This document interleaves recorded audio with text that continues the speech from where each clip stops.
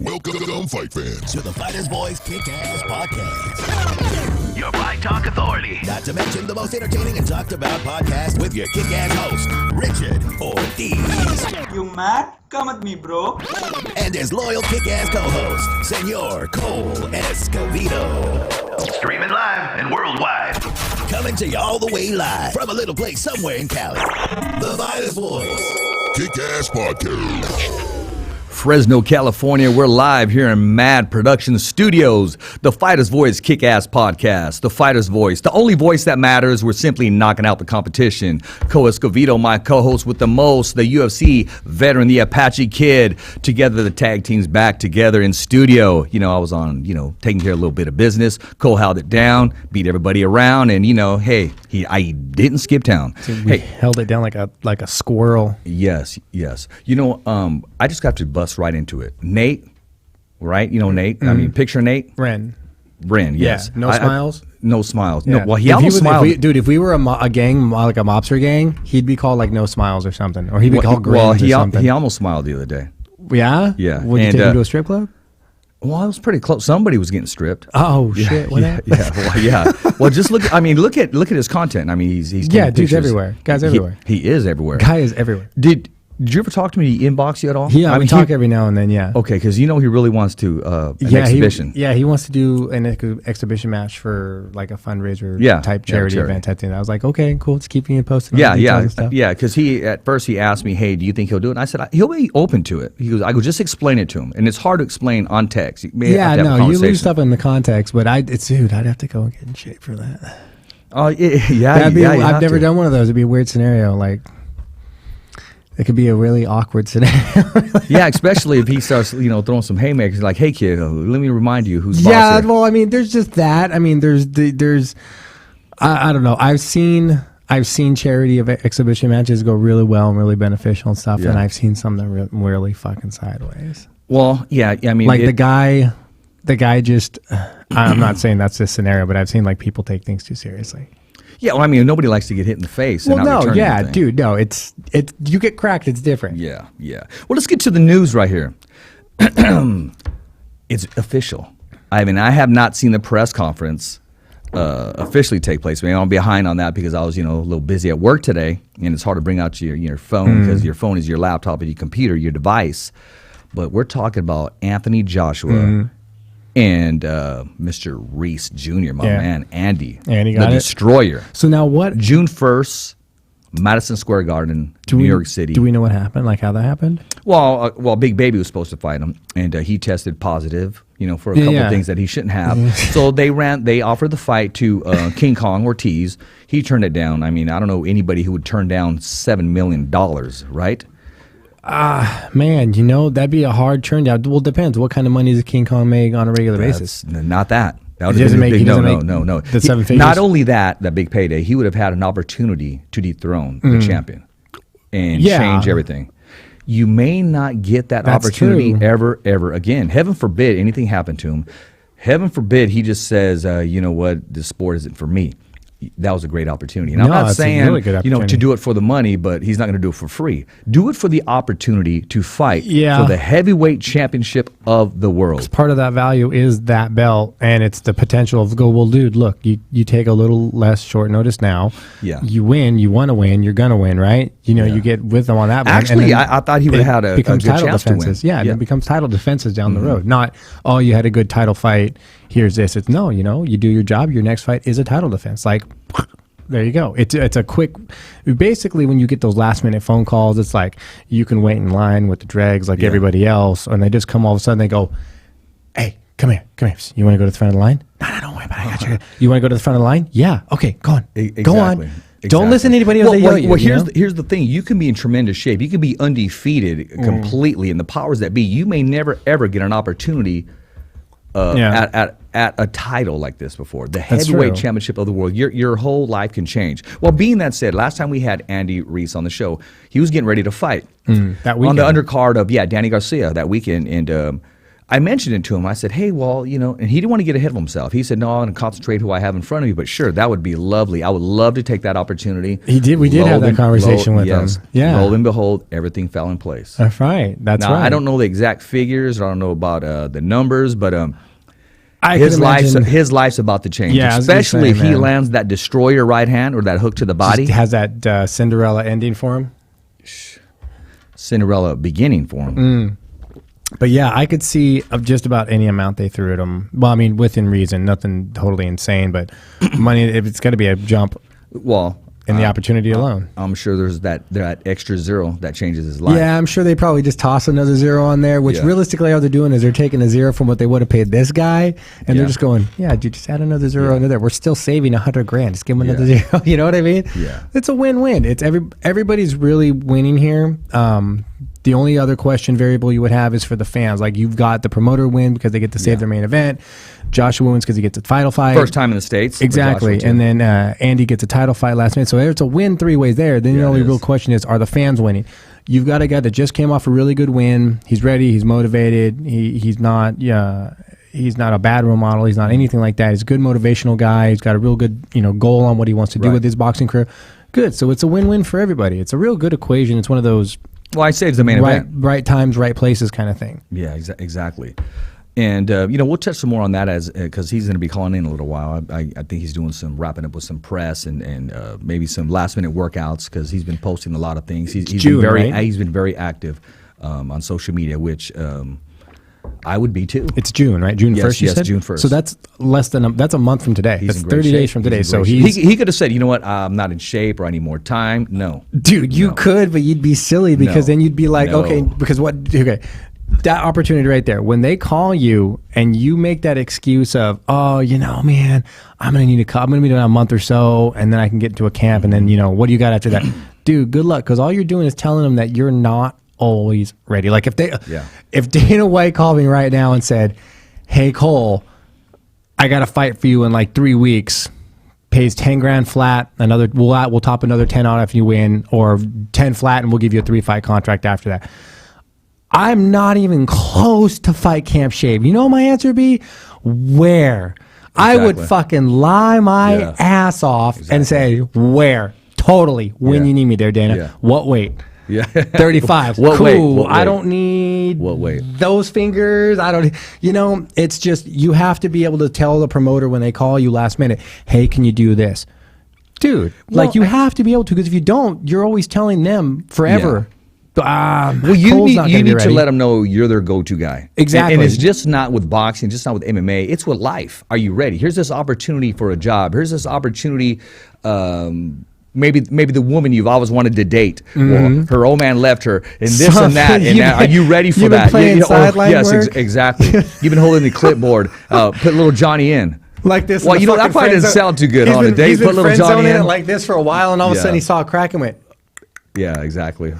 Yeah, okay, I see it. Last minute opportunity, but no, last minute opportunities define are daily. that. He saw a crack in what? Saw a crack in the friend zone, dude. Said hi.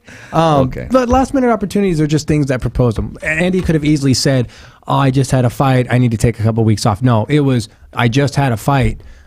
Are you hurt?" No. Fuck yeah, let's go. I mean, if it were just any other random fight, they might sit back and go, "Nah, hold on. We need to recoup from this one, and then we'll go from there." Or they might have said, "Yeah, no, we'll take another one." But the opportunity is unpassable. A great opportunity. Yes, I mean he will be a household name. He will, and see the thing about his mind frame is, okay, guys, I'm not just taking the fight. He said, I'm winning this fight. I will be victorious. He said, I will be the heavyweight champion of the world, the first Mexican heavyweight champion of the world, and American grabbing the other half of the heavyweight titles. Because there's a couple up for grabs, right? There's like 3, right? Yeah. No. Yes. He has the IBF. He has the IBF, the WBO, and the WBA. Yeah. So you got a triple unification belt going on. Yes. In the WBC, we already know our other guy has it. Yeah. It should be, and I know a lot of people aren't going to agree with this. It should be Tyson Fury holding that WBC belt. Yeah. Yeah, I believe he won the last time. Well, this will make good for an opportunity. Once you have, I feel like we're talking about infinity stones here. It's like once you have all of them, like, what do you do at that point? Like I know with like MMA, the goal is to get to UFC, wear a UFC strap, and like that's it. Like, you can't do any more than that. Maybe you get inducted to the Hall of Fame, whatever, great. But like, that's about it. Once you get UFC gold, nobody could ever say, "Oh, well, you just weren't good enough." I mean, so what's Deontay the real Wilder? goal? He represents the WBC portion of the heavyweight belt very very well. I mean, he has that right hand, Olympian, and he does everything that needs to be done. But sometimes the powers that be, I truly believe Tyson Fury should be the WBC heavyweight champion of the world, and would probably go crazy at the opportunity to fight Joshua. Now, being that said, Andy is going to take this fight. He's going to give it his all. And I spoke to him by way of text the other day, and I said, you know what? Not putting any pressure on you, my man, but you have a whole lot on your shoulders because you have a lot of supporters. And to know that when he comes into that ring, to know that, and he, instead of saying, well, it's pressure, he said it's 100% motivation. Yeah, because you think about that sometimes is what's the real pressure? I mean, the only time you should ever feel pressure is when you've been pre-programmed with that mindset of if you don't win, you're letting people down. Fuck that. If you don't win, you don't win. The only people you should be concerned about letting down when you win are yourself. Hey, this may sound corny. You're a winner as soon as you climb through those ropes. Because you're giving it your all, and in the heavyweight division, something others it only takes one. Yeah, no, but you're willing to do something hard. But it's just I see so many fighters like, oh, this pressure. I don't want to disappoint people. It's like, dude, relax. You're not. They're here knowing they want you to win. Don't get me wrong. They're here to support you. They're like, that's my fucking boy. They're here to support you. They want to see you win. But don't think that if you lose, they're gonna be like, oh, dude, bro. Nice knowing you, poser. Like, they're not going to do that. Like, take that it's too much self-pressure that people put on. They have this expectation of disappointing people. It's like, dude, if you lose, you're disappointing yourself. Maybe your coach, if you didn't listen, and then your teammates' time that you wasted, I mean, depending on what you did. If you just went in there and threw the game plan out the window and lost, well, then fucking, that's on you. Did you waste everyone's time? You know what? I want to go down there. We're talking about New York, June 1st. Ma'am, Garden, the square? Some way, somehow. You know what? Cohen, this is what I want you to do. Because I work out in the sun a lot, and as you can tell, go find us a sponsor of some sunblock, man. Sunblock? Yes, some sunblock, my man. Right now, we can use it, the fighter's voice, the only voice that matters. We're simply knocking out the competition, just not the sun. Just not the sun. Might be a nice one. Yeah, it would be. We're going to talk more about Andy Reese. I won't say Andy Benson's, because I've been thinking about Al Tiburon from San Jose. Because I want to talk about this Stockton card that's happening this week. And we're also going to talk about Jacobs and Carnelo. And Andy Vincent's El Tiburon, my man, you should have been on that card. I don't know what's taking place or what happened. You should have been on that card. I was disappointed that you were not going to be on this card. But I know bigger things are coming your way, more opportunities are coming your way. And that's no slap in the face to anybody. I was just real disappointed that Andy was not on that card. Yeah. Well, I mean, he's from the area, man. I'm in San Jose, Stockton. That's it's close. It could be worse. You could show up and your fucking fight could get yanked. Like, what was it, the day of? Yeah. Well, with no show money, no nothing. Yeah. Didn't somebody just do that? Bellator. Yeah, Bellator. Actually, Zoila Frosto, her sister, was supposed to make her debut on Bellator. Yeah, and she got fucking burned. And I was excited that, you guys fucking burned a bunch of people, dude. Now, I'm sure Bellator has their own side of the story. Sure. But at the end of the day, don't get me wrong, their obligation stops, because it's been a topic me and some people that have been talking about the last couple of days. They've been hitting me up like, hey, did you hear about this Bellator thing? And I was like, yeah, I can see both sides of it, because Bellator thing is, look, we have a contract with you to show up, make weight, and fight. Yeah. That's fucking it. That's all you got to do, baby. Exactly. But now here's where the rub runs in. Here's where the catch-22. You show up, you get ready to fight. I don't think the fight got pulled, what was it, the day of? Yeah, they showed up and they made weight, and it was the day of that their fights got scrapped. At that point, you're obligated to kind of show money. I mean, unless there was something in the contract, it's like you show up, you made weight, you did what you were supposed to. Yeah, we didn't fight. Great, you don't give me fight money. You don't just. They're not the only ones in an awkward position, because she apologized to all her sponsors, all her supporters, and people who bought tickets. Exactly, and it's out of her control. And I wanted her to display her talents.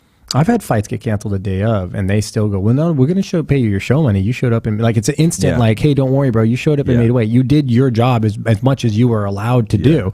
y'all short of us having a fight for you. Yeah. You did your end. So it's like they should have at least, at the very fucking least, like, I mean, I'd love Took to care hear of the expenses at something. least. Like, I'd like to see Bellator's side where they totally just, they've got to have a good story. Like, we were told up until the last minute that our card was approved. Yeah. We had checks waiting due to unforeseen circumstances of a bad lack of communication or something. Or contacted her, hey, your fight, we're looking for a replacement right now. Something. I mean, well, the whole. Are you willing to move up 5 pounds? That's Dude, something. You know, something, because, well, I think, what was it? They said the athletic commission or the state athletic commission or whatever said it was deemed unsafe. The amount of bouts on the card was deemed unsafe. I never heard of that before. It took them that long to decide that. Well, something squirrely happened. Yeah. So if you want me, honestly, I'd say in the next week or two, we hear something weird coming out about how Bellator failed to secure event licensing fee or something, or some check bounce or something. There was a miscommunication somewhere, but to have the answer floating around of, it was just, they said it was an unsafe. What? Unsafe? How's that unsafe? Like, I need to hear their end, because I'm ignorant to their side of it, so I can't wrap my head around it and go, okay, that makes sense. Or really? What? You know what I mean? Like, I need to hear more from their side. Like, that's the biggest problem, is when you have one side saying, we're not giving any answers yet, blah, blah. Dude, give us something. Otherwise, we have to come to our conclusions based on lack of evidence. And that's a stupid way to go about it. Or make assumptions, man. And that's what happens, is you start getting late. But the thing is that Bellator is big enough that they can avoid that. They got a PR person, man. But you know what's funny is they trump all that with their fucking announcement they made yesterday. We were just talking about that last week too. Speaking of Bellator, what was that? We were talking about. He brought up what I thought about them having Tito Ortiz doing a signing. We were talking about Copa Combate, and Combate Americas. I don't know why. Now you're fucking infectious, bro. Now I'm doing it.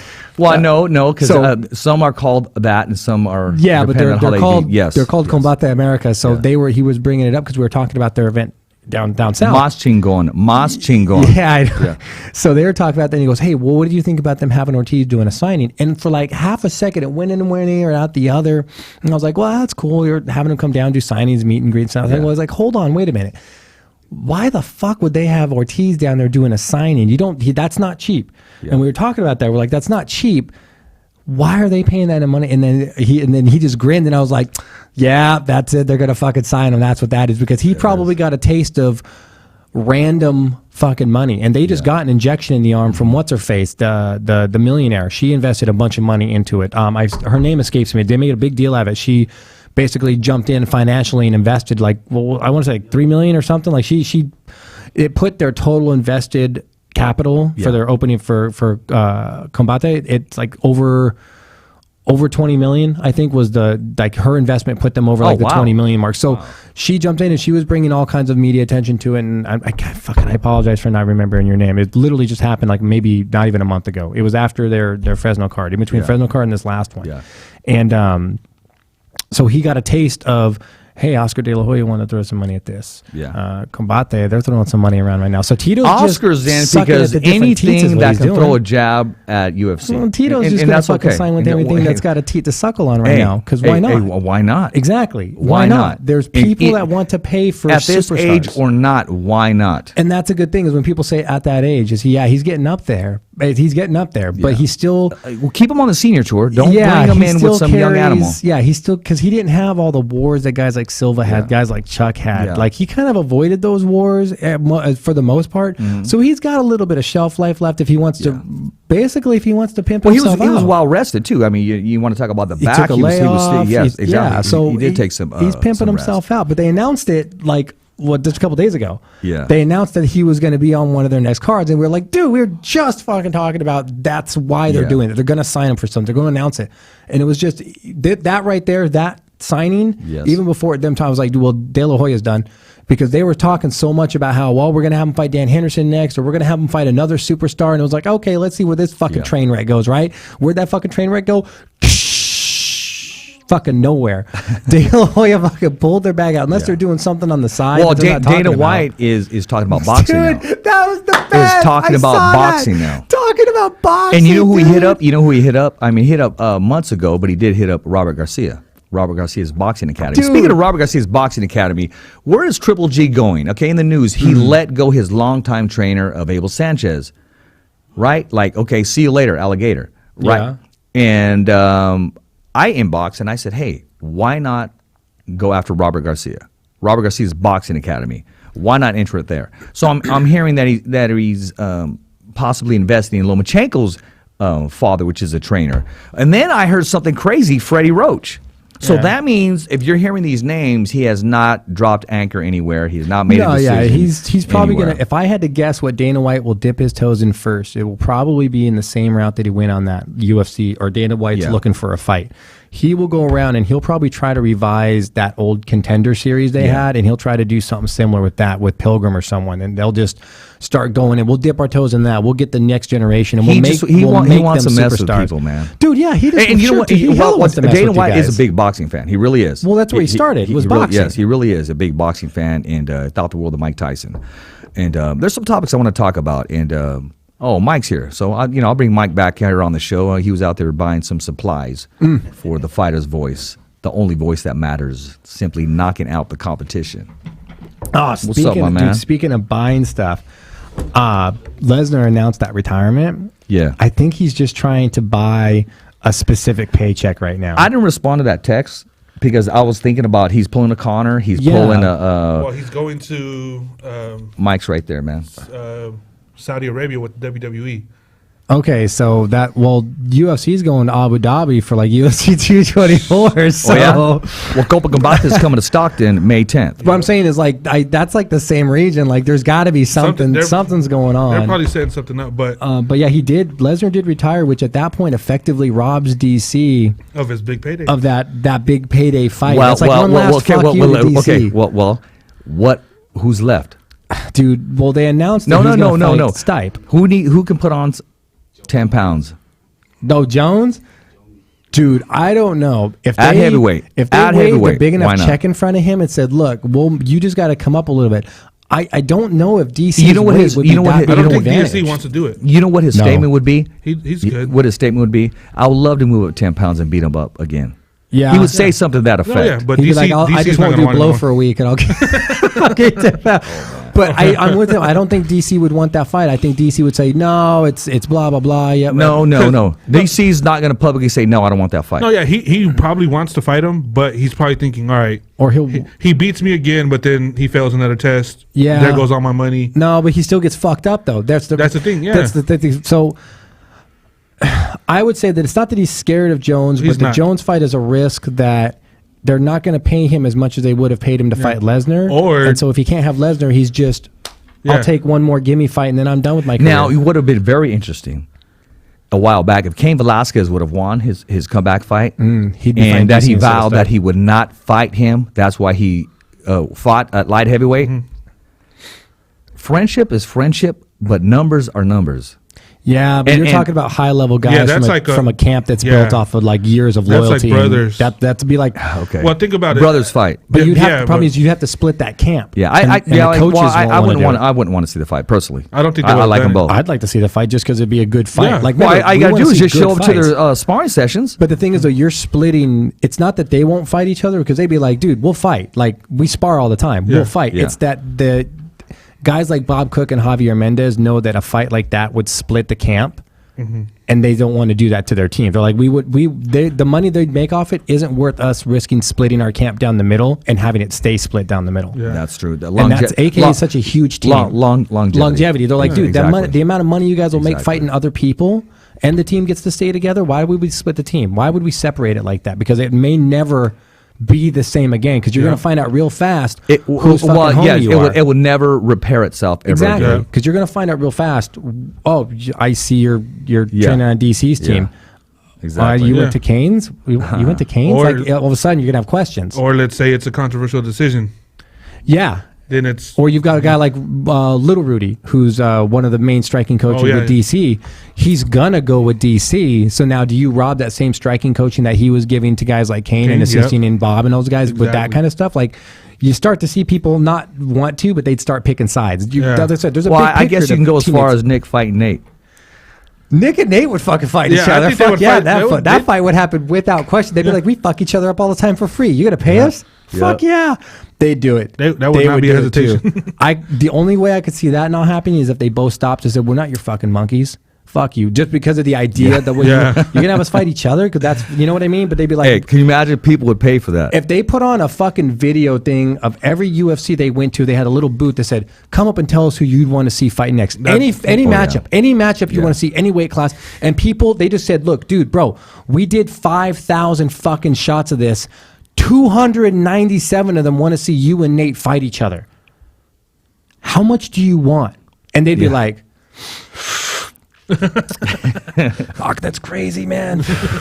I was just bitch slapping you last week. And they'd be like, dude, so they're not above it. Like Nick. But there'd have to be some substance to it. They're not trained monkeys, and they know they're not anymore. Because look at the money Nate made off the McGregor fight, made them instant relayers. Dude, we're not just paid monkeys. Like, we can actually demand a real paycheck, and they've seen the light. So I could see that fight happening. But the thing that pisses me off as far as like match makes that are, I don't know why DC is going to fight Stipe. I don't want to see that, dude. Who the fuck has he fought since they fought last? I looked it up. Nobody. How do you get a title rematch? It wasn't even close. Just because he's been waiting. Because they have all those commercials they recorded as him as a champ, and now they want to play him. I don't know, man. You got to pay the editing guy. I don't know. But it's got me scratching my head, dude. When you do shit like that, like I wish I had like Joe Silva's number so I could just text him and be like, hey, bro, can you help me understand this? Like, why is this taking place? I want to be able to defend you to people that come up and go, dude, they don't know what they're doing with their rankings. I want to be able to go, well, now, hold on. Yeah. Guys like Joe Silva, here's their big picture. Like, I want to understand. Don't get me wrong, but to look at it from just that's the fight, dude. I pulled it up. Like, Stipe hasn't fought anybody since DC. It was exciting the first time because Daniel was getting ready to fight for the heavyweight championship for the world. Other than that, nobody wants to see that rematch again. Okay, it's not that it's a rematch, but it's how the fuck do you go from losing a title fight to getting the next title fight? How the fuck does that happen? That's almost like a Conor McGregor. It's not even a Conor McGregor. Conor at least sells it, and they're like, we want to fucking see that. Yeah, and the difference is Conor's fights, he's in the fight. At least this one was a first round knockout. Yeah, that's if it was a 5-round decision, you're like, all right, you know, like if it maybe was close, he won. If it was Gustafsson Jones, I'd be like, dude, let's run that back, run it back. Dude, you got knocked out in the fucking first, and you haven't fought anybody since. How does the UFC justify who's fought more that since fight? him? Francis, Overeem. Just anybody, pick a fucking dude, throw a dart at the board of dudes who recently won. Like, but I really want to hear how do they justify Hey, put him that? in LeVar Johnson. Fuck yeah, put LeVar in, dude. That'd be awesome, but it's not gonna happen. Well, well, you know what's gonna happen there. But I would love to see. Although if LeVar drops that bomb, dude, LeVar can put anyone to sleep on any given fucking Sunday. He has that awesome, I can knock out anybody in this planet punch. It's that, and he also has the confidence of knowing I've slept so many motherfuckers with this hand that I will probably sleep you. So I'm going to come for Daniel's a wrestler, and that seemed to be but I mean, kryptonite. Hey, but Daniel has a right hand too. It's sneaky. Yeah. It's all sneaky. I can say is when you it's not a LeVar right hand though, but not sneaky, exactly. So you bring up that hand. What a lot of people don't know when they hear that name LeVar, they don't realize LeVar was a UFC fighter. Yeah. Before his personal things interfered. And like I said, at some point, the only person that's going to beat you is yourself at some point. Yeah. He has all the tools.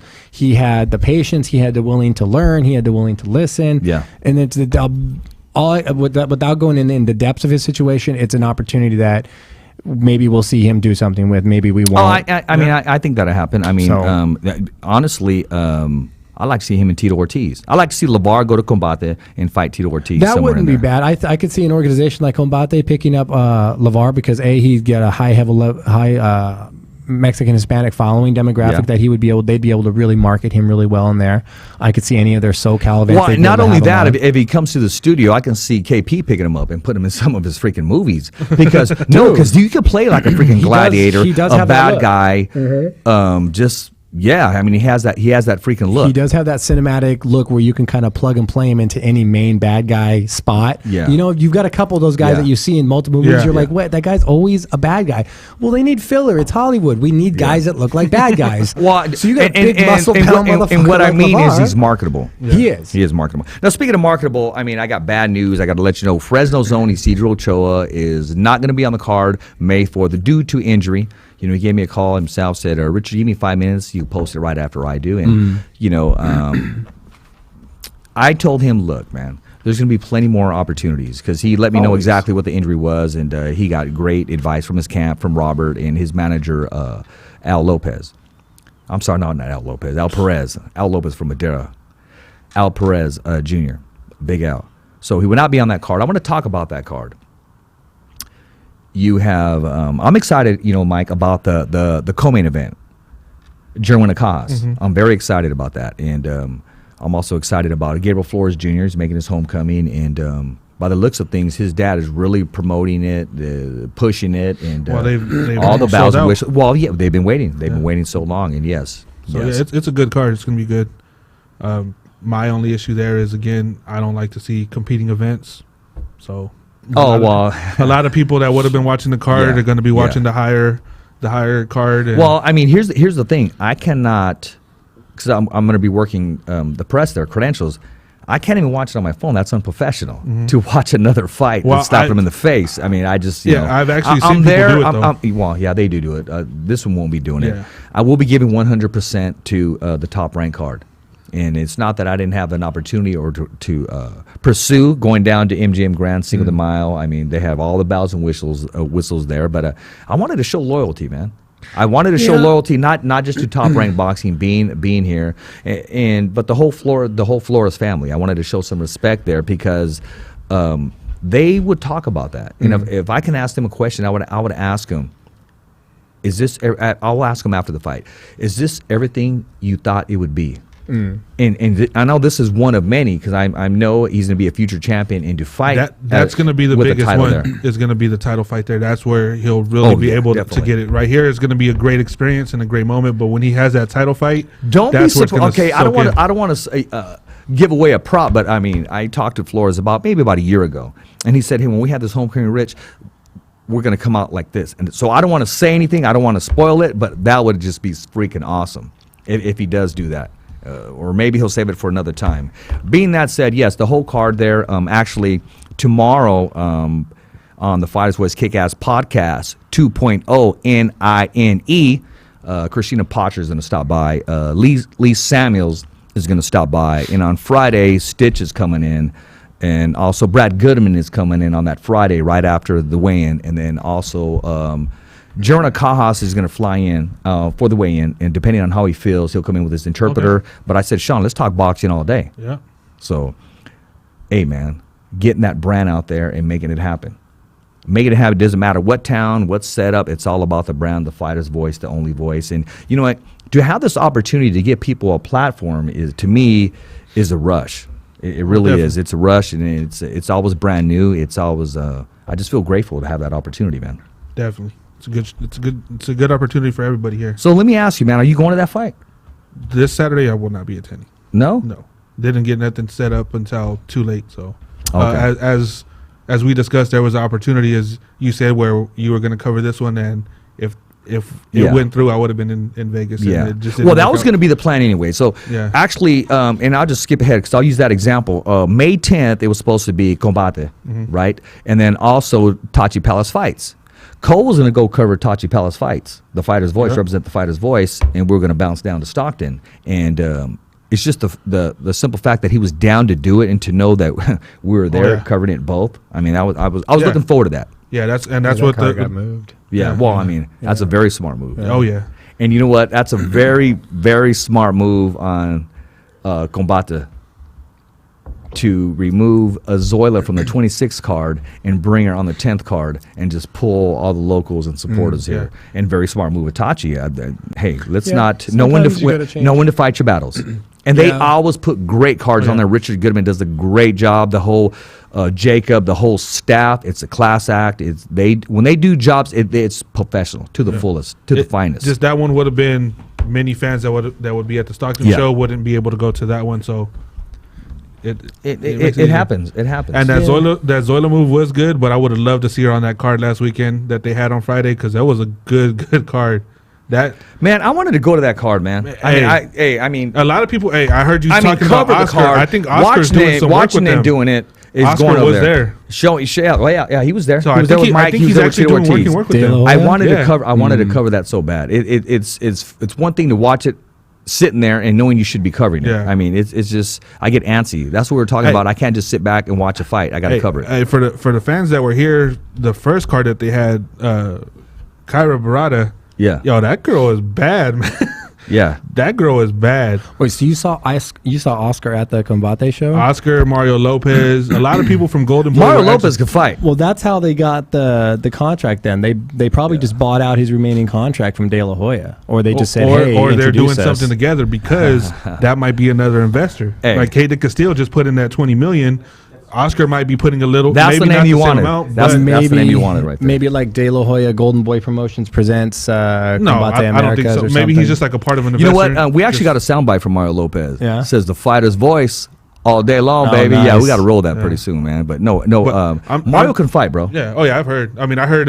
Well, I won't say who he beat up, but let's just say another person that reports got beat up by Mario Lopez in the gym one time. Really? Well, I want to know that. I want to see him in. I'll tell you I want to see him and Mark Wahlberg because they both No, go I don't know. every No, no, once in a no. while. Mario Mark Wahlberg. Lopez, like Saved by the Bell Mario Yeah. Lopez? He has he hands, could bro. throw down. Yeah. He has hands, he could bro. throw down. Why am I not surprised by that? He has Right? hands. Because Like that doesn't really Just- like if you said He Zach just Morrison, don't go I'd be in the like, ring yeah. and say, "Oh yeah, he can fight." No, No, he can fight. he fights very skillfully. Okay. just put it like this: the way Mario Lopez looked back in the day, a lot of people probably in the hood and all that were like, "Oh, look at this guy." So he probably was like, "All right, watch, I'm gonna come back out here, I'm gonna whoop your ass." Yeah, yeah, and, yeah, and that's- that's yeah. probably exactly That's probably what he did. exactly what he He did, probably came yeah. back like, "Yo, what's When up? I You want to say s- something?" now? When I saw him in LA, we made eye contact. The first thing he said was, "Orale." Yeah. Hey, that's real talk. Hey, no, he's That's the funny. first thing he said. No, What would you have done if you just looked at him and been like, "Oh, I'm Cuban, bro"? He told me, he goes, "Orale." No, the funniest like, thing I okay. did the first time I met him was there was this girl he was looking at or was staring at him, and the guy's girl was right there, and he's all, "Oh, don't worry about it, he's gay," and he's like, "Would you want to find out, home?" Jesus Christ! Oh, I died. I was just sitting there. I was like, "Oh man!" And the guy's like, "What?" And then he You goes, imagine well, Mario Lopez walking up to you being like, "What's up?" Be like, "No, the Nah, funny dude thing has is- hands. check. I No, gotta yeah, go." the Dude funny has thing was hands. that Mario was like really mad, like, "What's up, man?" Like he got upset, and I was You know like, what? "Oh." Man? You know what? Okay, bucket list for this year, 2019. Let's get Mario Lopez on the show. do it. Let's Yeah, make it happen. that sounds like it'd be let's fun, Make, dude. let's I gotta make do it it. happen. I have gotta and all hear those of some you of those right now that are stories. laughing, rolling your eyes, and saying whatever. Okay, good, good. Hey, just like okay. just what do we say? disappoint, right? What did we say earlier today? Oh yeah, Yeah. you guys don't know about that fight being made. Yeah. Where are you guys at now?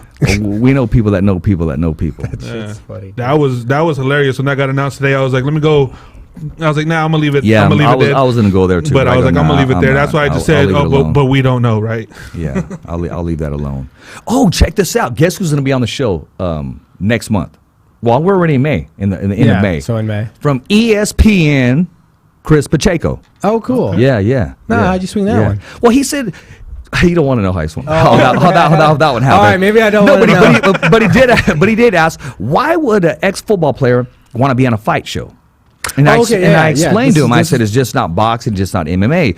We've had police officers fighting crime. We've had athletes fighting injury. Like you We've weren't had always people a great fighting NFL cancer. player. Like you weren't always. You didn't just start.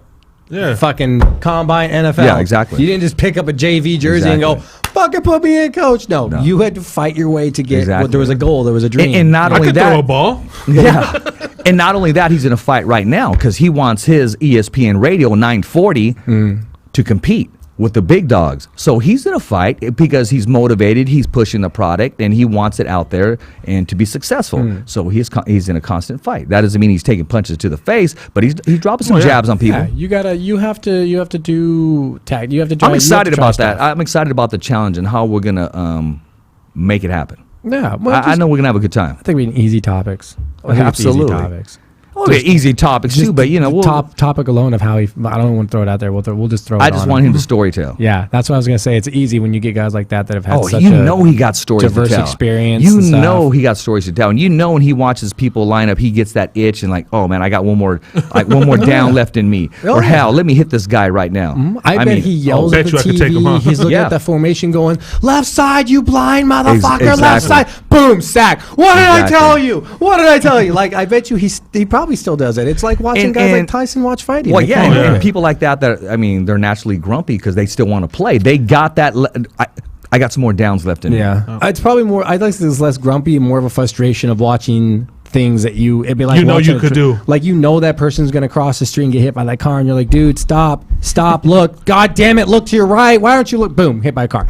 Exactly. So I can see that. But, dude, speaking of frustrating things, draws. Fight draws. Man. That shit happened this weekend. Rory, right? Rory. Yeah, the McDonald fucking Fitch Who'd fight. you have winning that fight? I was mad about what the draw, and then I was more mad after what he said. That pissed me off. I missed what he said. What'd he say?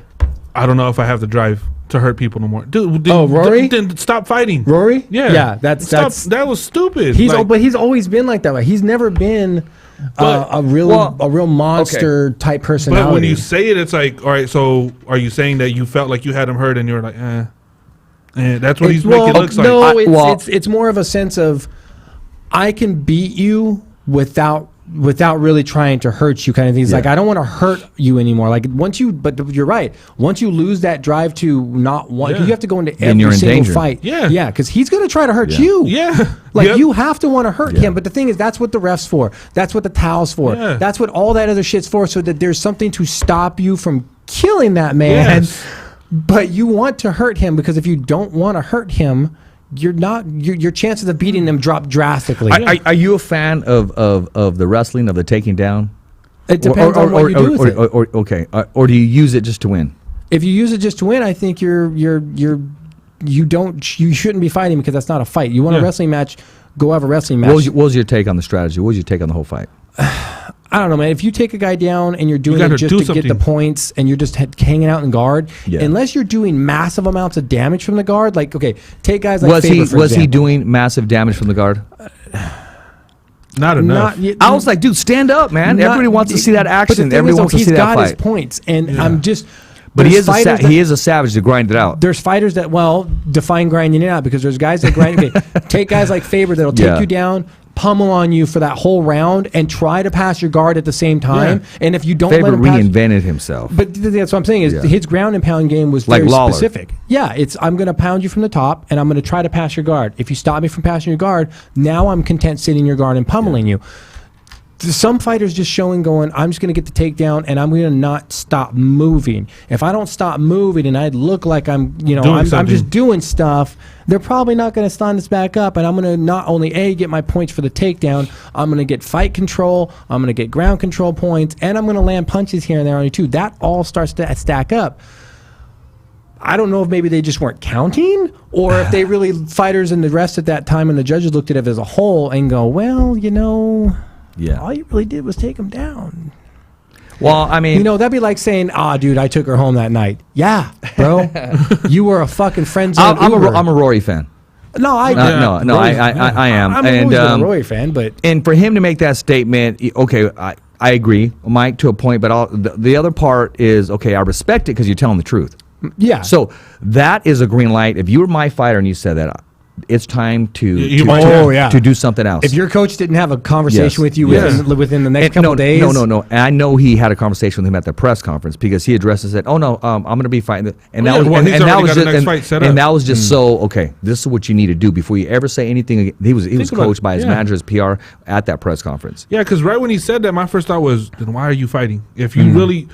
Imagine a boxer who's been, knocking people out. Imagine down to, I don't know if I really want to knock somebody out. Imagine anymore. if Tyson came and said, I just don't want to hurt people no more. People be like, what? I don't know if I should throw that left uppercut anymore. Petting a fucking kitten. I remember I'm a simpler man now. The pigeons. Yeah, the pigeons. It would be pigeons. Conor McGregor, he was watching some reruns of some fights, of some knockouts that he had. And he was watching a certain knockout, and he just... you can see it. He made a statement. He made it look like, okay, when it's done, it's done.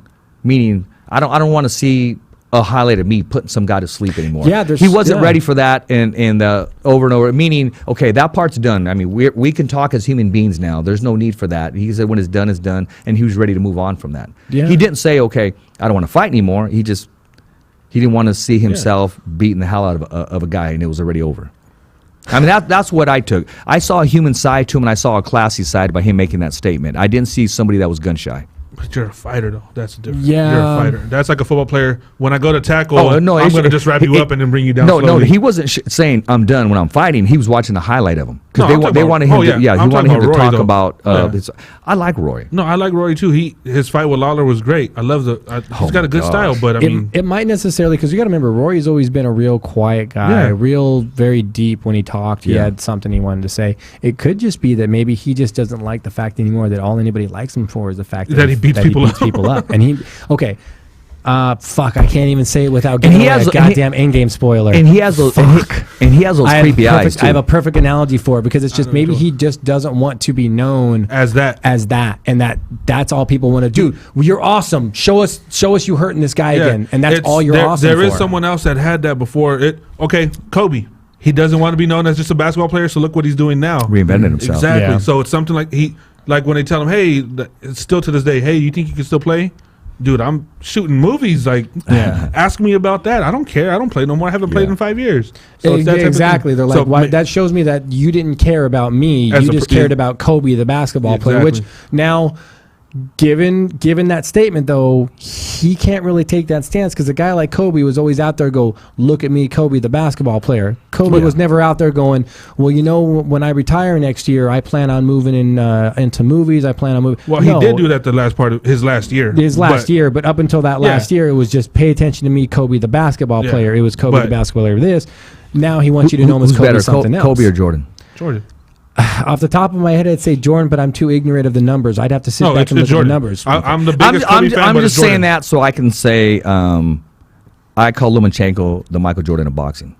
I just had to say that out there. I mean, because watching him on TV is one thing, but when you see a man live display his talent right in front of you, and I'm only giving reference to it. I don't know where we got it because we started talking about basketball. You just know, my gosh, when the blessings came out, this guy just got a little more. He moves, just the way he moves.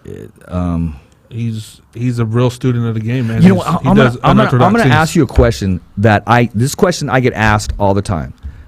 And I know both handlers. I am not setting anything up. I am not disrespecting anything. I'm not even going to answer if you were to ask me who I think would win. But the most question that I get all the time, every single time, mainly Mexicanos, but today from a white dude. Richard, who would win? Don't answer this. I bet you I can think of who they'd ask you. Okay. Cesar Chavez and Macho Camacho. That's funny, huh? No, they don't know. Well, no, that one took place already. Senior and senior. They asked me who would win. Do you know? Jose and Lomachenko? No, they said Jose and Mikey Garcia. I didn't even want to address it, and I'm not going to address it. No. I am not. He's like, I'm not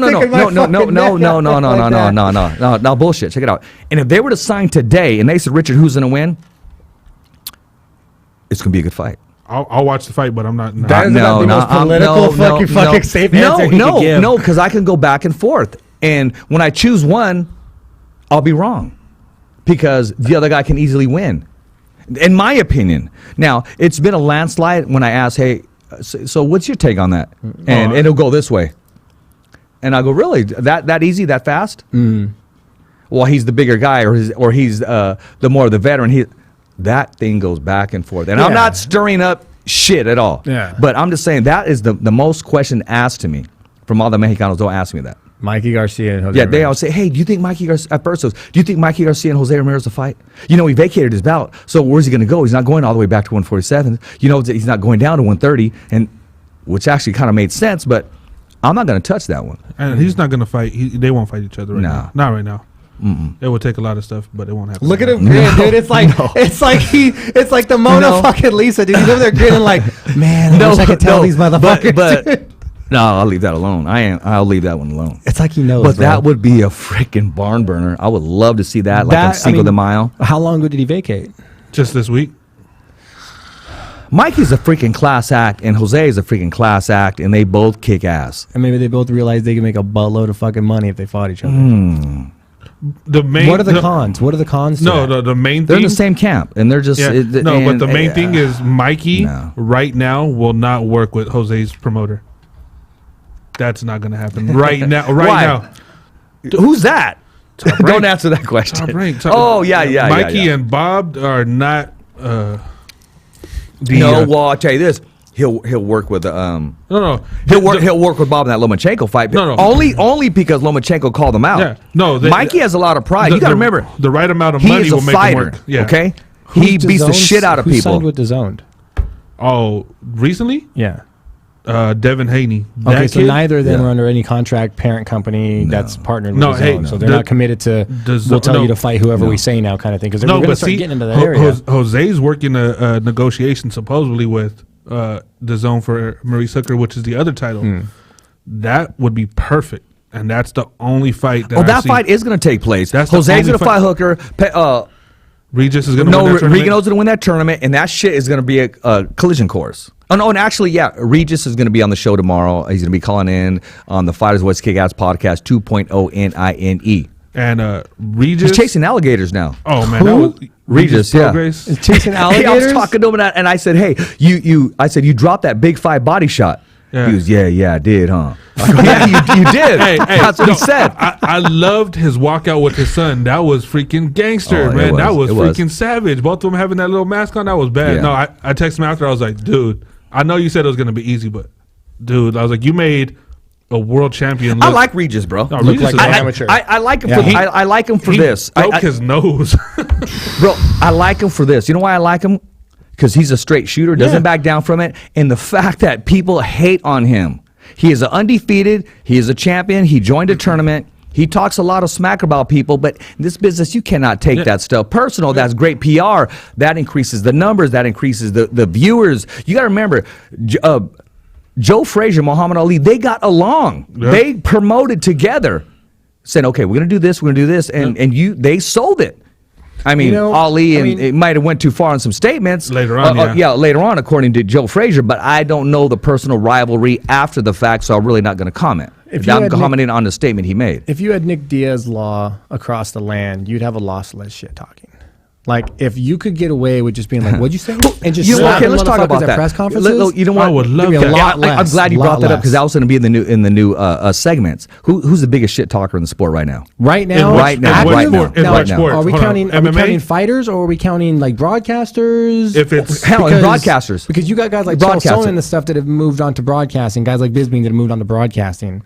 Bisping talks shit. He just don't shut up. Bisping, that's just his natural demeanor. Let's just take current fighters, active fighters. We'll go MMA. Biggest shit talker in MMA. Yeah. Connor. Does he count as active? Yeah, I mean he still just fought November. He's gonna fight again probably in the summer. Fighting the boss. Well, okay, that's opinion. I think. Well, Khabib's fighting in September. He's fighting Poirier in September probably. See, because we can't say the Diaz brothers, they haven't fought in a while, so they're not active. And they would be active or not active in this realm, and that's still breathing and walking in that just talks shit, and spews it out, even if it's incoherent ignorance. No, I'm not talking about stupid shit like that other dude. I don't even want to say his name with the UFC. That even Dana's still like, dude, the one that went up to the blackjack table, because that's what I was gonna say. I was gonna say Covington, dude. I said, dude, what are you doing? Kobe just spews hate like it's a fucking auction. Kobe's hilarious, man. He's annoying, but he's funny to me. Like, I just think whenever he fights, Usman's gonna break him in half. I'd have to go with Conor then, even though he's not that active. He just talks shit still. He'd be like, "Oh, that's right. You're gonna fight in fucking September. You're scared to fight me. Go fucking fight Dustin." Yeah. But thankfully Dustin's gonna get a real title shot. And actually, I think he'll fucking. I think he has a legit chance. Yeah. His hands are heavy, bro. He's got a legit chance. He has a legit chance to win that fight. Who has Khabib fought that has heavy hands? Like, Conor is just a good striker, but he doesn't really have heavy hands. The closest one would look at what Dustin did to Max, dude. Well, okay. He hamburgered his fucking face. Okay. Conor had heavy hands, but from a distance, he didn't want to really step in and engage because he didn't want to get taken down. Yes, fucking hit you from a distance. Exactly. He got in close to you. All of a sudden, Conor's a little bit shorter, so that hip power isn't can't generate as much. Where you're a tall dude, you can fucking wind that shit up all day, and you're going yard at fucking Yankee Stadium. So, I would say active fighters. We'll call him active. It'd be Conor, but that's too easy of an answer. That's a gimme answer. It is. It's a gimme answer. Covington would be like the honorable mention. Yeah. Fuck, dude. I don't see enough fighters talking shit anymore. Really, like it's this guy to that level. No. Well, I mean, there was. Maybe we'll hear one. Yeah, but Bisping's not a fighter. Maybe we will hear one Saturday at the fight because I'm hearing that Nate Diaz is going to be at the fight. Yes. Only because he's been doing some sparring with Kilo the Kid Madera from Stockton, California. Because if we were still talking about, as you said, active or inactive, Chael would be in that list. Chael's an all-time great. Always. Yeah, Chael's a true professional. I talked to him. Actually, I interviewed him in Las Vegas. He's hilarious, man. He is, dude, when he walks around, They were throwing at him left and right. He's like a modern day freaking Clark Kent, just walking around. True professional, well chiseled, and his vocabulary is on hit. Sky's the limit for that dude. It's like it's the Mr. America like persona. And you know what he did? Built, dude. Guess who he brought with him? His mom. Well, yeah. I gave him a shirt and he goes, "Here, Mama, hold this." Yeah. And then he was boom. And that's just. And he tried to go into character. He goes, "I bet you're feeling good right now, huh? I bet you're." So I had to start it right there, just slide in that question because I'm not going to let you intimidate me and throw me back here. Yeah. I said, I asked the question that needed to be asked. Of course, I mean, I know who I'm with right now. I kind of went with that swag. If but you he was jab back at him, he'll feed on it. No, he was getting ready to, because I bet you're feeling good right now. Are you feeling lucky? Are you feeling good? Hanging out with Chael, son, and you get a Woody. Are you getting those butterflies? Oh, no, that's I would have been like, is that Anderson Silva? No. Anderson. Yeah. What? Yeah. Is that Vada coming up right now? Dude. No, man, but he's got to be, if you wanted to look at the blueprint of guys that have personified what it takes to be vocally successful on a political level in MMA, look at Chael Sonnen, look at the personality he built and tailored over the years. Look at him early on, it was just like shit talking. Yeah. It was just kind of, it wasn't really direct. There was no substance to it. Now he like references like current things. He'll use politics. He'll do whatever he can to make it very direct at you and make you really think about how he's insulting you. Yeah. And that it just came off the top of his head when it's something that he's been like watching, thinking about for a while. Thinking about it, be like, I'm gonna, okay, so I'm gonna write that down when he said this in an interview. there Like, was- remember like 2 weeks ago when you told LA Times? Yeah. Well, I looked it up. He kicked your ass. You know, something real specific. There's a story. I'm trying to remember which player it is. There's a basketball player who they said would actually look up and find information about who he was going to play against. Oh, to yeah? bring it Just to intimidate him on the court? There was one where he told him, "Yeah, man," he goes, "Your ex just called me last night after I hit this shot." And that the guy looked back at him, he goes, "I can't believe he went that far back to," and I was like, About to hit this 3-pointer like your girl, dude. Yeah, just hear like they just, like if you know the quarterback just broke up, you'd be on the line going, "Oh, I'm going to see Susie tonight. I heard Susie's at home alone." You know, you just I don't know who I'm gonna hit harder, you or her. How about you or your ex? You know, it's just, dude. Hey, real quick, man, how do you see this fight going? A lot of people answer without really giving it some thought. We're talking about Jacobs Canelo, Las Vegas, Nevada, MGM. I think it's going to be a lot of can Canelo fight on the, while Jacobs fighting on the inside. Jacobs, for him, he's got to keep him at a distance, because if he keeps him close enough and Canelo could hit the counter, same way you're talking about the power, Canelo has a unorthodox style where he could generate power without having to throw in as much as. If you notice, Canelo on defense, when he goes to defense, he has that Mayweather shoulder roll. Yeah, and the thing Well, is, it keeps your hip loaded up the whole time. Like, so you're always ready to. Exactly. He's got the orthodox normal boxing stance, and then he's got a little bit of a different posture where he's like leaning. So he hits you, and the thing is, you could say, "Oh, well, it's not going to generate." No, when he hits you, there's not a guy that goes, "All right, let's go." All right, let me just back up a little bit. Yeah, let me shake that off for a sec. That was a jab. Fuck. You know, Triple G never really got hurt by anybody. There's a reason why after Canelo would hit him, he would just keep his gloves up and look at him. I'm a Triple G fan. There's a reason why Triple G did not commit and throw those body shots. Exactly. So well, yeah, because you have to leave your defense of your chin to throw it, and if they clips you, absolutely. And if you watch this, the video, the 40 days or whatever, it's on the Zone. Yeah, he's talking to that kid Ryan Garcia, and he tells him, "Hey, remember when he does this, do this," showing how he thinks about a counterpunch. Yeah. He's saying, as soon as that hand comes up, bam.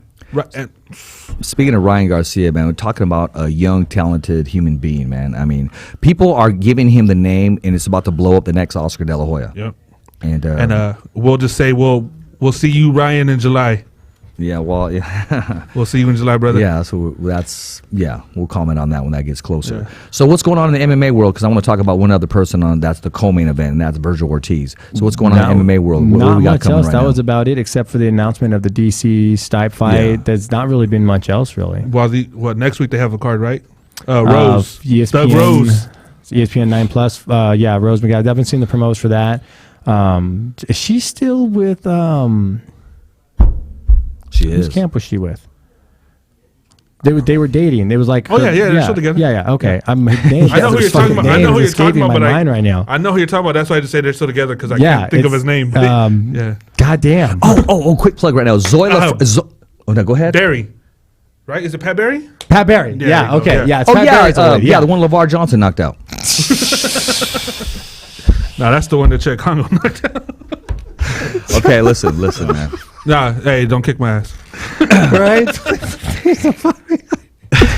So you said Zoila, yeah? No, okay, Zoila Frosto. Mark Davis from Mark Davis Photography. He wants to give you a free photo shoot. And also, KP at Mad Productions, we want to give you a photo shoot in studio, take care of it, and also get a soundbite if you're in the area, because I know you're preparing for May 10th. Hey, we got to get you back in the studio. And been hit and miss, a lot of hit and miss, but let's make it happen before your big fight, May 10th. Can't wait she for that has a few tickets left that are on sale. Those tickets they're going to leave her going hand. fast. No, So they are going fast. That gives us what, next week's show? Yeah, next Friday. Yeah. That's gonna. I like that idea of that card so far. It looks pretty good. Afromowitz. Mike Afromowitz will be on the Fighter's Voice KICKASS Podcast 2.0 NINE that Thursday. His fighters will be calling in on the show next week here on Mad Productions. Cool. The Fighter's We'll be able to Voice get some KICKASS call-ins on them. Podcast. Absolutely. Are we going to do just one, or are we going to have them just call in a different No, well, I blocks? want to have a couple callers, have a couple fighters have them come call in for like 10-minute segments. Give us like 3 of them. We'll do a half hour. And with we're the also guys. soon we're going to be having Bullet Quintana on Copa Combate winner. So we got him too. Yeah, target for like 3 of them. We'll do 10-minute segments with each of them. If one of them runs a little long, it's cool. It still gives us like a good half of a show. Hey, to we'll just take dissect it, man. Yeah, We'll that'd be take good. it. That'd be a good approach. And you're speaking of Virgil Ortiz, man. It's a tough fight he's in for his 12th fight. Well, it's a tough fight, but you know what? He wins this right here, and there's no ifs or buts to it. There's reason why he's there. Well, okay. He's one of Jose Ramirez's sparring partners. They've sparred together, and the statement was made, all I need is him. He gives me the work that I need. And Jose, if you watched Jose when he spars, oh my gosh, it's like a fight. Yes, exactly. We were there when they were sparring. And his left hook to the body, honestly, I get chills talking about it. I mean, I would say is the closest thing to Julio Cesar Chavez. And they can say Canelo, they can say Triple G, but it just comes out so smooth. And there's a video moving around that was about 2 or 3 years ago when he's throwing the hook to the body, and Julio Cesar Chavez comes up to him and he's telling him, hey, how to roll your hips and how to go to the body, and just that liver shot is the game changer. Oh my gosh, that's an ugly shot. Because I've seen people shake it off from the head and the chin, but that body shot, nah. There was one 2 weeks back, Dave Allen, Lucas Brown on a DAZN card. Hey, did you see Jose? He's rocking the beard, man. Oh yeah, it reminded me of the Roberto Duran beard. But he's starting to go a little deeper, like that Conor stuff. Yeah. But it's working for him. Not everybody can rock the beard, so not it's to working that for point. him. Not to that point. No, it's working for him. But no, Virgil Ortiz, if he's able to get that win, he's going to be automatically in contender status. When I was talking to Lopez, his answer about a possible fight with Jose Ramirez, I said, "Who are you looking to?" The respect that he had during that answer in the business part of it, it was great. Class act right there. Yeah. Class act right there. That division is going to be that's fire. And the thing is, after Jose and Regis probably go for the supremacy, and they go up to 147, there's still Ortiz, there's still Teofimo, Mikey's still going to be there. Okay, you know what? Okay, I'm going to put you on the spot. Unless you got something to address real quick? No. I'm going to put Mike on the spot right now. Okay, and this is why we do this.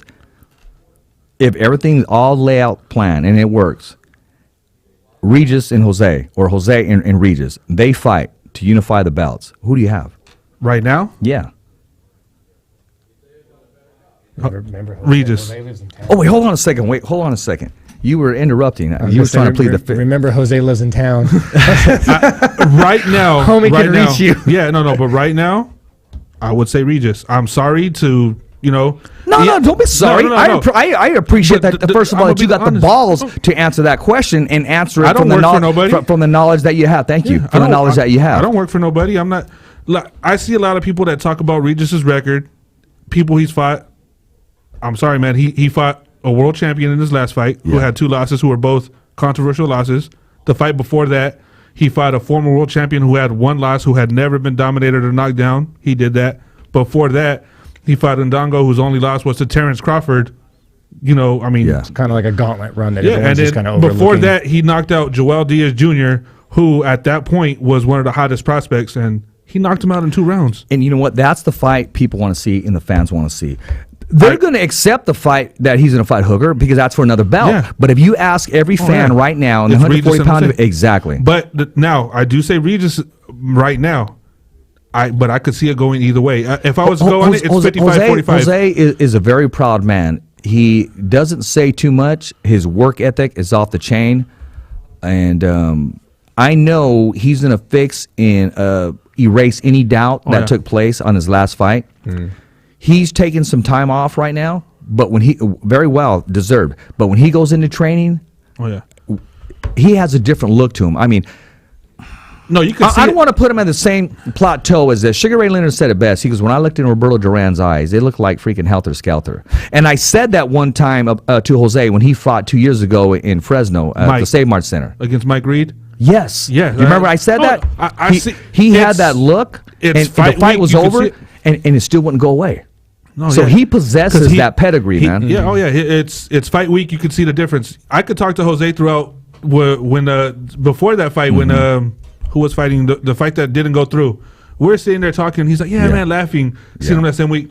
So he was already in fight mode. It's like, yeah, get out the way. Same thing. I've seen that with Andy Vences. Oh, Andy, I love Andy Vences when it comes to weigh-ins. Yeah, fight week. I love Andy Vences. And there's a lot of fighters, and that's the mark of one of the best fighters. Is Andy Altibodo and Vences. I am 100% a supporter of you. June. I agree with what you're doing. I love the way you're doing it. Let the doubters say whatever they want to say. The fighter's voice supports Altibodo big time. He's a class act. June 8th, right? He's a class act. June 8th or June. Oh yeah. See, Mike just comes over here and starts leaking shit out. That's what I like. That's why I asked him that question. You're like the Mark Ruffalo and Tom Holland of like. No, he just said it best right now. I love that soundbite. I don't work for anybody. Yeah, no, he just leaks info like fighter's voice, baby. Exactly.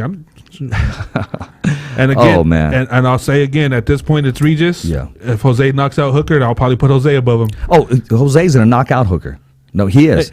It is going to be an explosive. He's going to knock him out. They're going to stop the fight, and that body attack is going to be freaking crazy. I could see it in the 5th round. Honestly, Hooker's a great fighter, but it's Jose and Regis as a top two. Remember his timestamp these so we can when it goes back. If no, it is by like the 5th. That is a great matchup for Jose Ramirez. He is going to look freaking awesome. That is going to sell the fight. So I'm hoping Regis wins that tournament. Oh, he's going to win the tournament. I'm hoping he's going to win that tournament. He is, but this is boxing. I've watched some crazy stuff. I hope Jose and Hooker, they sign the unification, WBA and WBC. The end of July or August, I think that'll happen. And then, you know what happens around then? September is Regis and whoever wins. And see, here's the thing, and I will say this about a certain promoter. He's promoting an event this weekend, and his mind's already freaking spinning about another event, and another event, and another event. He's 3 events ahead of your normal promoter. He's already in January of next year. He's so freaking crazy, and I'll probably get in trouble for this. I don't work for anybody. He's waiting for one sponsor to expire to get this sponsor to expire to get this one, and use it as leverage to say you're going to match this offer. Yeah, that's how you have to do it. I like that, man, because he went from one hotel to the other, back to that hotel. Yeah, it's all business, man. It's all business. They'll be competitive one month and competitive the next. Yeah, no, I know. I like what he does as far as his hustle, man. No one questions that at all. So let's move on from that one. But no, I want to see that happen. Yeah, and then the thing is that fight May 11th to see who's going to fight Regis. Everybody watch that fight because that dude Baranchek is a damn monster. And Josh Taylor is supposed to be a prodigy, so we'll see how that goes. We'll see how it goes. Also, that it got moved from May to June. Mikey Garcia Promotions.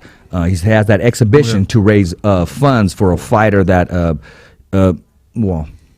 something happened to that fighter, and 100% of the proceeds are going to that fighter, his bills, his family, what have you. And he gets to share the ring with a living legend, and that's Eric Morales. Yep. I posted that, and people were actually telling me, man, why is he fighting him? He's over the hill. Really? Oh, that's easy. Bro, read it. It's an exhibition, 4 rounds. And Eric Morales, he's still got some pop in him. But, but I mean, just to share the ring. I mean, how would you like, okay, you get to share the ring with freaking... I don't know, Connor or whoever it is that you admire that made you want to lace him up in MMA as a fundraiser. Well, I mean, still, even though you're like, okay, cool, that'd be fun. That'd be fine. Hey, the difference is though, for the point of it. Yeah, but I could see Cole getting hit. All right, you know what, bro? Yeah, I know. So fuck this. Exactly. Like, hold on. Hey, give me my fucking mouthpiece. Fuck this shit. Yeah, fuck you. Let's go. Like, I could see that happening. That's the concern. No, I can see Cole going, okay, we're doing this shit? Yeah. Have most people going, oh, I'm going to fuck you up. Like, yeah, you think you are? All right, cool. Sorry, my elbow slipped. Because we're doing this shit. Each other. You say, you know what, man? What? We don't need no. Why am I wearing this jersey? Get this shit off me. Let's go. Come here, you motherfucker. Yeah. No, it'd be fun. Hey, what was it on MTV where they had celebrity what? And those clay people Celebrity Deathmatch. They're bringing that back. Yeah. Well, that was my favorite show. That's a topic that we're going to have on here, and we're going to break it down. We're going to put together celebrities going against each other or celebrities going against athletes, and we're going to break it down Talk about who would win. and call it as if the shit was taking place. And KP's gonna put it right here. I don't care if he's in cartoon sketch it, do it in Play-Doh. Animation could be fun. Stick people, and we're gonna do play-by-play. Animation would be a fun target. Yes. And we're like talking, that. exactly. And we're talking about Mario Lopez beating the shit out of Sylvester Stallone. Why? Because he can. And it ain't no Yo Adrian to it. You know? And guess what? And guess what? And it's going down right now because Mario Lopez is landing beautiful jabs. He's going to the body. I mean, he's really winning this fight. And right when he gets ready for the knockout, guess who gets fucking saved by the bell? Sylvester Stallone. I just had to throw that shit in there. We're gonna get and that's from the sued. hip. It's gonna be awesome. We're gonna get sued. We're gonna have our first one. You're gonna hear, I would like it if you'd stop. You're using my likeness. I don't like it. You know, that'd be it. We'd be out of a business. You know, maybe I will. Maybe I will go after Richard. Maybe I won't. I'll sue you.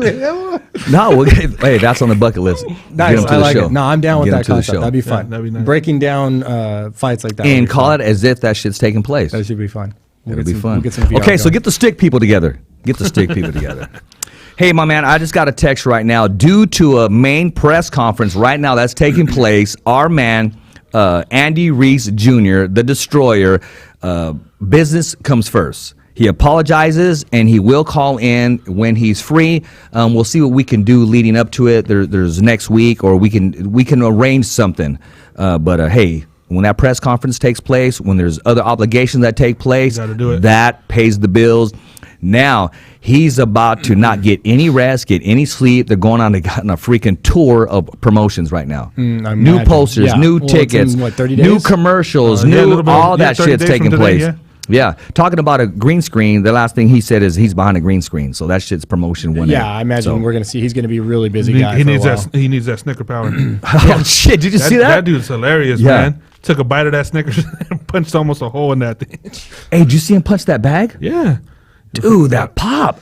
When you hear that pop on there, oh my gosh, bro. Connecting on the end of that the good thing is you'll be knocked out in sleep, so you won't feel nothing. So when you wake up a few days later and Most merciful. and you got soup in You're your like, Why is my jaw so strong? yeah. You've been smiling. But you called it. I could see Cole getting slapped one time, saying, "No, fuck this, give me my shit." Let's go. No, I don't need. Hold on. No, yeah. Start taking off the shingles. Hold the fuck on. I don't need you in the corner. It's not going one round. Yeah, done. Get out the way. Get the car running. Exactly. Get out the way. Get that ambulance fired up. Real quick, Mike. Who are your picks? Real quick. 45 seconds. Canelo by all the fights taking place. Canelo by TKO in 10th round. Virgil Ortiz. I think he's going to be the one to stop Herrera. I'll say 7th.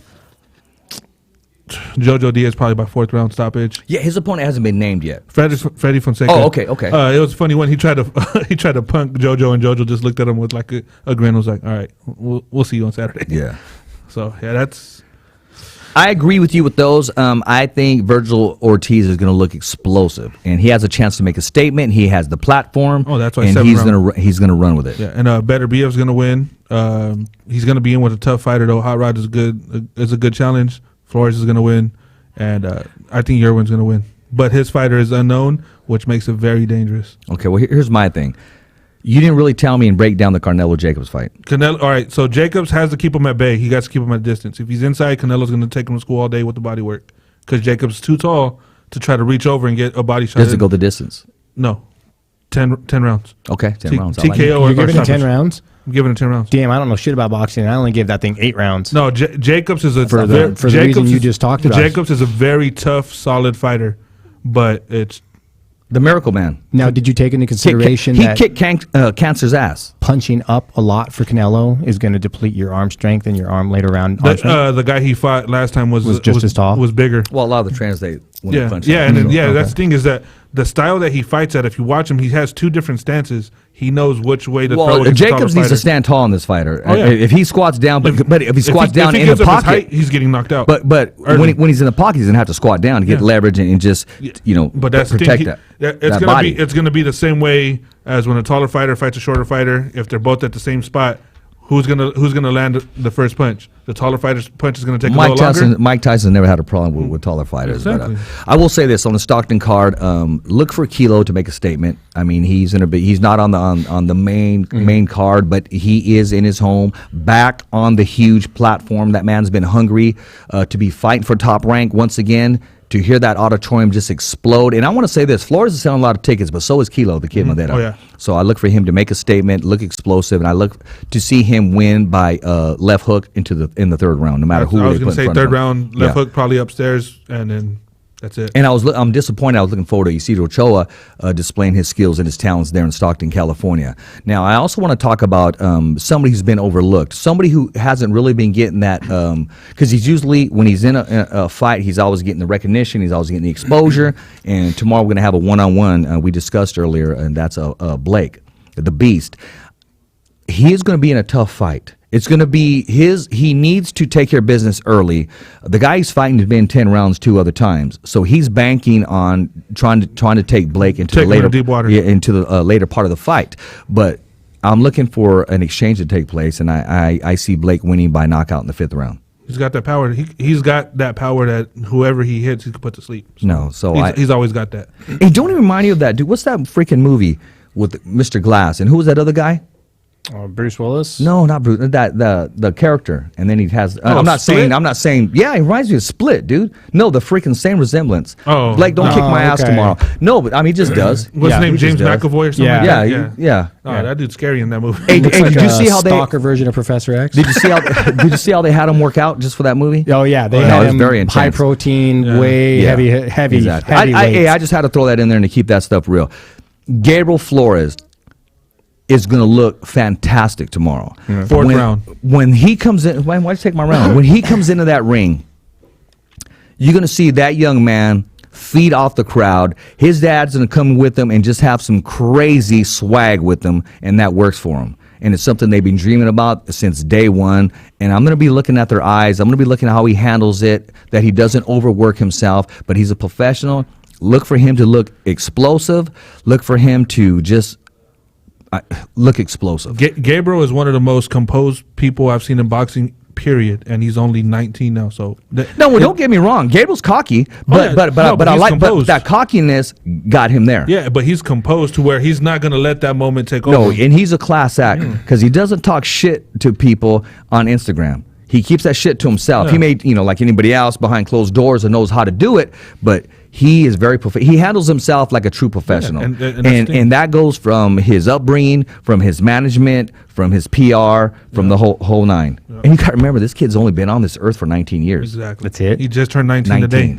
19. Today's his birthday. Yep. So See, when people wonder why I don't fight anymore. You got these youngsters. You got these young guys that are just bred. Because here's the thing: when we were starting out fighting everything, the sport was still new. How to train properly, how to teach a guy properly was still being perfected. It was still being learned. You learned what worked. You learned what didn't. What learned for this guy who didn't work for that guy, and you had to learn how to change teaching techniques. Now it's just we know how to build a beast. End of story. Get in line, kid. Yeah, he's already 18 and he knows how to. He prepared himself. He prepared himself for a day that's coming up. For a day like this. That's what you have to, especially if you have a smart coach. For a day like this, meaning at home, in front of everybody there. In front of everybody there. I got German Cajas winning. A decision. I'd like for him to start knocking people out, but I think that's a style. I think this is the week that he'll do it. Well, I'm hoping. And we're gonna go cover that and take care of that. So I'll probably be giving our picks again tomorrow. But I have Carnelo winning the fight, but I have Jacobs winning some rounds. Oh yeah, no, he's gonna win Definitely some rounds, but I fight. just think eventually Canelo's gonna stop him. And there you go. There we have it. There. Anything before we go, Cole? That's it. I got nothing new. I'm just looking forward to when we can get the guys in here and start talking up their upcoming shows. Especially with Andy. When we want to talk to him, it was a real good opportunity. I want to see how that phone call went down. Yeah. When they called him, I'd love to talk to him about that phone call. What was Okay. that? Like, who gave the phone call? Did they call him? His Yeah. manager? Yeah, story. Exactly. Imagine it's coming from England. Andy was probably asleep. Hey, Yeah, that too. Damn it, bro. All right, man. I'm trying to sleep, fool. I'm on Cali time. It's 2 in the morning over here, man. Yeah. Damn. I just laid down. The Modelo's are cold. Leave me alone. I also want to ask him, who's the first person you told? Oh, that's You a know good what I mean? question. Who got the first phone call? And if he had that surreal moment where he just goes in their room by himself, looks in the mirror, or tying his shoes and like, be like that. Whoa. Like that just happened. Yeah, well, Like, dude, that's what's that happening means next. you just won the freaking lotto of boxing. If he was that he just was woken up, he's probably like, all right, yeah, cool. Damn. Yeah. I'm going to New York. Yeah, I'm fighting for the heavyweight title. Madison Square Garden. Like, that's all a surreal moment. Yeah. That sets in. There you go. Hey, we had a long show today. We had a great show today. It was good to have all the whole team back together. It was good to be back here in the studio. 2 more Tuesdays. I got some training to do, but then we're going to be coming back on Tuesdays, Wednesdays, tearing it up, and also we're invading Stockton 2.0 NINE on Thursdays. The brand is out there. It's building. It's running for you, the viewers, the fans. Matt Production Studios, KP behind the board, COLE ESCOVEDO, Big Mike, Rich Ortiz, your host with the most, because I got Co, you know? Hey, it's always a wrap here. Thumbs up for Richie. Okay, fight fans, it's not goodbye, but until next week. Remember. It's always voiceography at its finest. So on behalf of Richard Ortiz, COLE ESCOVEDO, the special guests, and all the crew right here at the Kick-Ass Podcast, saying hasta luego, babies. And always, thanks for listening.